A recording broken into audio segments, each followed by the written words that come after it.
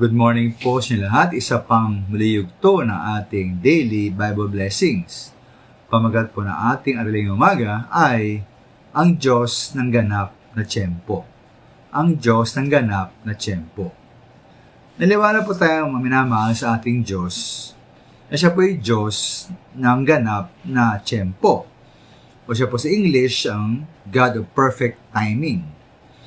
Kaya po kung meron tayong hinihingi o inaasang mangyayari at parang natagalan o nainip tayo at yung masasabi po na parang mabagal ang ating Diyos.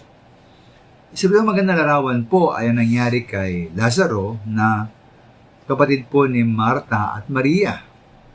Ayan po sa 1:11-3, John 11:3, nagpasabi po sa ating Panginoon Jesus, ang magkapatid, Panginoon, ang minamahal ninyong kaibigan ay may sakit.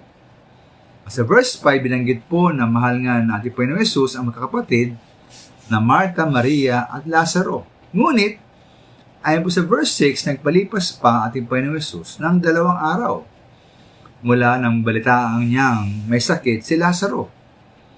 Ngayon po, di para pong pambihira ito at katakataka, di po ba? Bakit po? Sabagat normal lamang po na kung ang isang tao ay mahal natin at siya nga ay may sakit, natin po siyang dalawin, di po ba? Hindi lang basta dalawin, normal lang po na ating dalawin siya agad-agad. Dahil po una, baka grabe nga ang kanyang karamdaman at di masabi na baka siya po ay mamatay na. Ito nga po nangyari sa akin o sa isa kong dating kaibigan. Bata akong may sakit, hindi ko nadalaw agad, kaya siya po ay namatay. Ikalawang minamahal, lalo ukol po sa ating Panginoon Jesus, di lang mahalagang dalawin po niya na ating Panginoon si Lazaro agad na may sakit upang siya po ay mapagaling. Ngunit po iba ang plano at nais ng ating Diyos.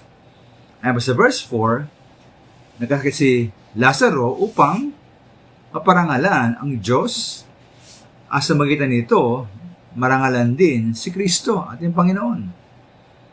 At nangyari nga ito nang sa verse 44, si Lazaro po ay binuhay ng ating Panginoon Jesus. At dahil po sa nangyari, ay sa verse 45, marami sa mga Hudyong nakita sa ginawa ni Kristo ang sumampalataya sa Kanya.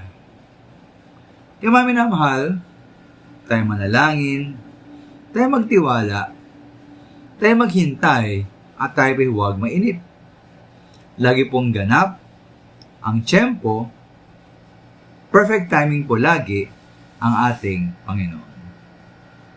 Maraming salamat po.